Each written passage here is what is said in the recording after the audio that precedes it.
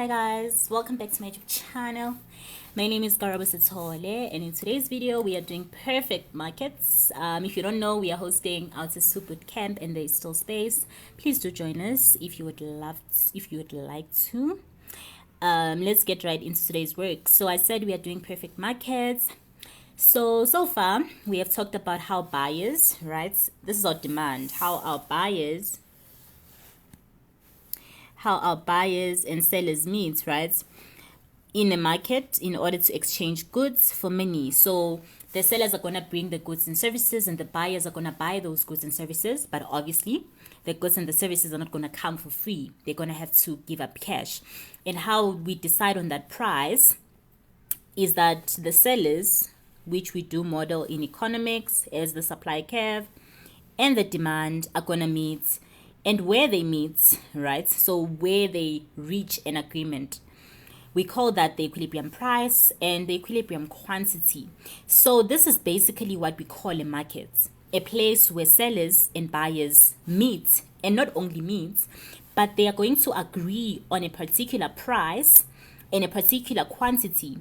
And the price and the quantity that they agree on, we refer to as equilibrium quantity and equilibrium price, right? It's at equilibrium at a point of intersection, at a point where they are both meeting, right? But we are talking about a market, and there are different types of markets. If you think of the markets that you even have in your own life, we have a market for the tutoring businesses. We have a market where you are just buying fruits, right? You have a market where you're buying sneakers. If you think of Adidas, Puma, those shops, that's a market on its own, right? Because supplying a type of good, right? So there are different types of markets, and how we decide or differentiate between the markets is that we look at the market characteristics. So when we say the market characteristics, we are talking about the unique features that make up that particular market, right? So this we are going to look at we are going to look at the characteristics and then decide on the type of market that is, right? And as I said, we have different types of markets, and in economics we classify those markets. Firstly, we have a perfect market. We have a market, okay, perfect market, you could think of a market, agricultural markets, right, where they are selling identical goods and services, right? We'll go in depth with the characteristics, but you can think of agricultural markets where they are selling apples, for instance. The same apple that you get from shop A is identical to the same apple that you get in market B. And of course, we are saying a perfect market, but in reality, we do know that those things are not going to be the same. But in economics, we assume that everything is perfect, right? And then we have a market that we call a monopoly. So you could think of where there's only one seller but many buyers, a seller that is selling a unique product. So you could think of Eskom, right? And then a monopolistic competition is basically a hybrid market. It combines a perfect market as well as a monopoly market. So this one is a hybrid market. It combines, so it's going to have some features of the perfect markets plus some features of the monopoly market. So you could think of things like your brands, right? Your clothing line brands, Adidas, Puma. You could think of your food outlets. You have KFC, you have Chicken Licken. They are selling similar goods. So that's where the feature of perfect market comes in, because for perfect markets, you are selling an identical product. But then if you look at Chicken Licken and KFC, they are both selling chicken. However, there are going to be those small characteristics that differentiates Chicken Licken from KFC. Hence the monopoly market, there's some sort of uniqueness to their products. So hence we say monopolistic competition is a hybrid market that combines the perfect market as well as a monopoly, right? And then an oligopoly is a market where you have a few sellers, right? So unlike in a monopoly, and another thing is, in the monopolistic competition, you have many buyers and many sellers. You have a lot of food outlets, right? But they have that unique taste to their products. In a monopoly, you only have one seller selling one unique product that you can't get anywhere else, but many buyers. Monopolistic competition, you have a lot of food outlets, many sellers, right? So for monopoly, we'll look at the characteristics in depth when we cover each of them. Just to summarize, a monopoly, one seller, right? many sellers for a perfect market. Many sellers, sorry, right? Monopolistic competition, many sellers. So it's going to take some of the characteristics of perfect markets and some of the characteristics of a monopoly. And then with an oligopoly on the other hand, with an oligopoly on the other hand, you have only a few sellers, right? So if you could think of your fuel stations, right, you only have a few of those. It's not like you have many buyers and sellers. And I am not sure if the clothing lines that I talked of could actually be part of the oligopoly, because I do think that they are few, but they are not that few, right? They're not that few. Let me just confirm. Okay, I'll write it in the comment section, right? But in terms of characteristics in a monopoly, in a monopolistic competition, you have many buyers and many sellers. Okay, let's just see.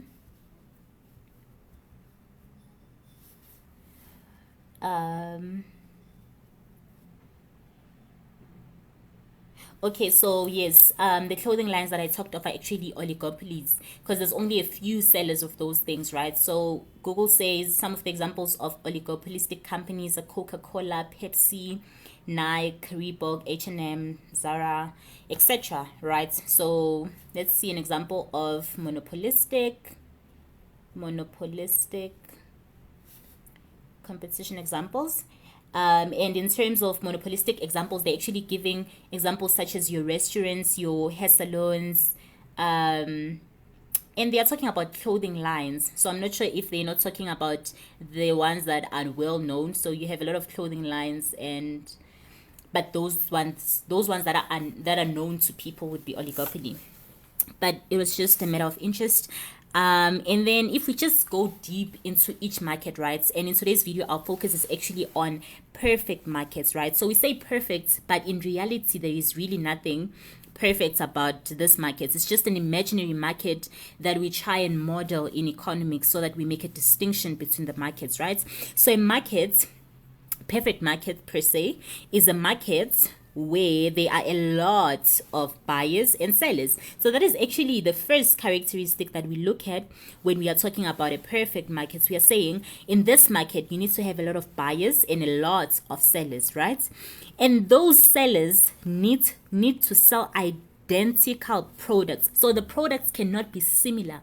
The products need to be identical. They need to be the same apple that has the same taste, that has the same quality from shop A should be the same apple that I get from shop B, right? And we are saying that buyers and sellers have freedom of entry and exits, meaning there are no barriers to entry. Buyers and sellers can actually enter the market and leave the market as they wish, right? And we are saying the buyers and the sellers are actually price takers in this market, and we'll see how that is because they're actually curves that tie into this point, right? And the buyers and the sellers make economic profits or economic losses in the short run. So if you think of chapter 11 where we're talking about cost curves, we made a distinction rather between the short run time period as well as the long run time period, right? So it's very important for you to take your knowledge from that and tie it back to perfect market. So it's saying in the short run, a perfect competitor is gonna make economic profits or losses, and then in the long run now they're gonna make normal profits. And if someone had to ask what a normal profit is, this is the amount of profit that is just enough to keep an entrepreneur from leaving the market, right? And if we just had to look at each characteristic in depth and draw graphs if possible to just model what the characteristics are telling us, right? So the first one says the first characteristic talks of a lot of buyers and a lot of sellers. So these buyers and sellers, the sellers are here, the buyers are here, they are gonna meet, right? So when we are modeling this, right, when we're modeling the supply curve as well as the demand curve, we are actually modeling the characteristic that says a lot of buyers and sellers meeting in a market, right? And the second characteristic talks of identical products. So as I said, one fruit from shop A is the same, not similar, but the same as the one in shop B. And another important thing with this is that the shops, it's very easy to get to one shop to another. You don't need to put extra effort to get in shop A. You put the same effort to get to shop A as you would to get to shop B, right? And they are price takers. So to understand this, it's very important to model what we mean, right? So remember the characteristic that says, first of all, there are many buyers and many sellers in this market. And we said those buyers and sellers are they're gonna meet, and we call where they meet a market. So the place in which they meet a market, but where they touch is a point of equilibrium. And we are saying those many buyers and sellers are going to come into that market and they are going to agree on a price, right? And because there are many sellers, an individual firm is insignificant as compared to the whole market. So relative to the market. So if you think of one seller over 1 million sellers, do you see how insignificant an individual firm is relative to the whole market? And because they are insignificant, they cannot influence the price. If we take this back to elasticity, we said that there is perfect elasticity, meaning a slight change in price is gonna cause all your customers to leave you and go to the next firm. Because let's say one firm is, in these shops are next to each other, one firm is selling an apple for R1 and you are selling an apple for R1.50 or R1.20. We're just gonna go to the one next to you which is selling for R1, right? So even a slight change in price is gonna cause a large amount of decrease in your quantity demanded. So the firms are gonna take the price exactly as it is, because to influence the price, you must be significant. But in this market, an individual firm is insignificant relative to the whole market. Hence, they take the price exactly as it is. And if you think of the demand curve, right? So the demand curve is gonna slope like this, and then your AR in a perfect market is equal to your demand. So wherever there is demand, always put AR. Average revenue, always goes with your demand, and then your marginal revenue is also equal to this. And if we just zoom into the marginal revenue issue, right? What does marginal revenue mean? Marginal revenue means that this is the additional revenue that you get for every extra unit that you sell. So we are saying this is the additional revenue that you're gonna get as you sell an additional units. But here, and in order to sell an additional units because of the law of demand, ceteris paribus, you need to decrease the price in order to sell in additional units. But if you check this demand curve, regardless of the quantity that I am selling, I am still selling at a certain price that was set by the market. So I do not necessarily need to reduce my price in order to sell in additional units. So it will just be straight. Right, it will just be a straight line. It will just be equal to demand and equal to average revenue. Okay, and then if we just look at the next characteristic, it looks at the fact that these buyers and sellers can actually leave the market as they wish, meaning there are no barriers to entry. There is freedom of entry and exits. They can use any terms. Just know them. They can leave the market as they wish and enter. There is freedom of entry and exit. There are no barriers to entry, right? So when we're saying that there are no barriers to entry, the barriers that could be in that market are things like your patents, right? So let's say you invent something. Inventing means that something was never there. So you are the one who invented it. You came up with that thing. So you invent this thing and you want to protect others from actually producing that good or service. So you register a patent with CIPC, right? So that's what a patent is. You're going to be the sole producer of that thing. And then if we talk of copyrights, these things are on books, on music, so whatever music you're making, you want to protect it from people just using it and just gaining benefits when it's not theirs, right? So, and then legality issues in things like, can you even open that business? For instance, the barrier of entry that we have in a monopoly is things like it's not legal for any other market to enter that market, right?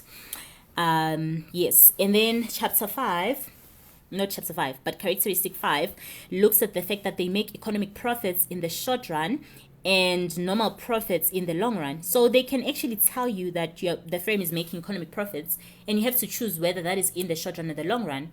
And it's important then to understand, based on this characteristic, that firms in a perfect market always make economic profits in the short run and normal profits in the long run. All right. So what does economic profit mean? So economic profits in simple terms just means that your average revenue is greater than your average cost. So when this is the case, you are making what we call an economic profits. And then normal profits, I did define what normal profits are, the profits that are just enough to keep an entrepreneur from leaving the market. But in terms of ARs and ACs, normal profits is actually when you have AR equal to AC. So here you have a normal profit. All right. And then if we just had to put this into perspective in terms of graphs, you would draw your demand curve first. So your demand curve is a straight line, as I said, and then you draw your cost curves from chapter 11, right? So for an economic profit, you would have to draw the average cost to be somehow below the average revenue, compared to when you're making an economic loss, you just draw the average cost above the average revenue. But you wouldn't have to draw these graphs. It's just for interest sake. So when you're making an economic profit, to understand which portion is your economic profits, you always start where the MC is equal to, you always start where your MC, this is my MC curve, and this is my MR curve. So you always start where the MC touches the MR, right? So where your marginal cost touches your marginal revenue, you touch that point, and we actually call that point your profit maximizing point, considering that you are making an economic profits. This was supposed to be economic profits and this economic loss. Economic profits and economic loss. So you would touch your profit maximizing point and then go down and touch your AC and then go to the y-axis, and this whole portion is actually your economic profits. And to get that, you know that you need to use the area rule for a rectangle.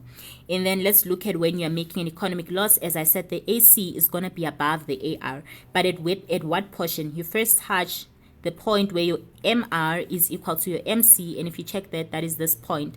And since you're making a loss, this point is actually called your loss minimizing point. You touch that point and then you go to your AC, you go to the y-axis, and then you draw that. That is your economic loss. And then we are talking about the short run. Let me just we're talking about the short run now, how you move from the short run to the long run, right? So we are saying, we are saying that in the short run, you're going to make economic profits, and I'm going to see how you move from that to the long run. So when you're making economic profits, as we said, the first initial demand curve is AR1. So if you think of the initial demand curve, it's the red line, right? And as you can see, you touch the MR, MC, and then we are saying this was initially your economic profits, right? That was initially your economic profits. And then we are saying, how then do you move from the short run to the long run where you're now making normal profits? So what will happen is that because you're making an economic profits and because there are no barriers to entry, other firms are going to be attracted to enter the markets.